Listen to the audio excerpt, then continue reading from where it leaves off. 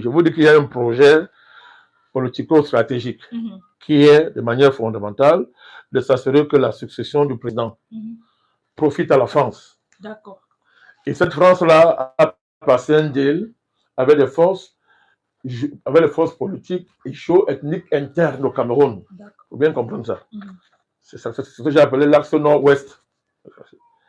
Mais il y a aussi des éléments au sein du pouvoir qui, le moment venu, vont rejoindre le front. Ils restent au sein du pouvoir, mais travaillent avec le front.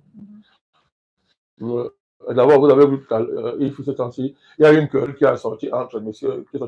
Marafa à travers son agent. C'est quoi là, Adris ou bien c'est qui ce type-là, son agent, et M. Chiroma. Ne prenez pas ça à la légère.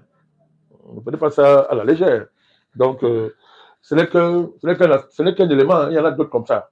Marafa, M. Marafa est en prison, mais je vous dis qu'il y a des gens au sein du pouvoir qui sont dans cette dynamique-là. Pour l'instant, ils ne se font pas voir.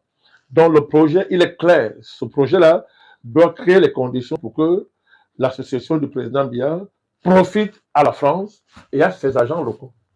Alors, pour ce faire, on a créé une armée numérique qui a des généraux, des colonels, etc. Jusqu'au sac au dos. Les sacs au dos sont les profils qui sont dans les réseaux sociaux. Sont très... Non, pas des faux. Des profils.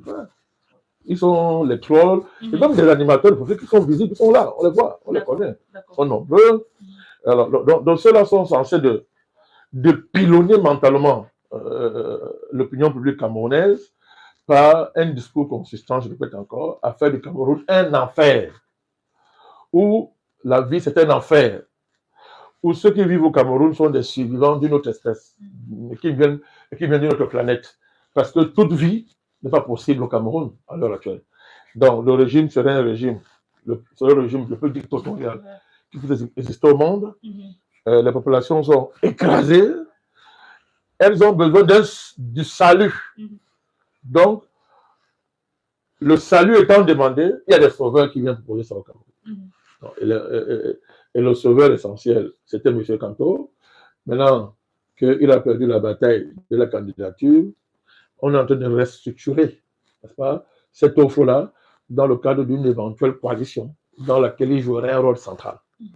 C'est donc ça, le discours dans le réseau social qui a consisté à diaboliser le Conseil constitutionnel, à le victimiser à outrance et à nier ses responsabilités, n'est-ce pas, dans le cadre de la grosse défaite qu'ils ont connue dans cette première séquence de la candidature.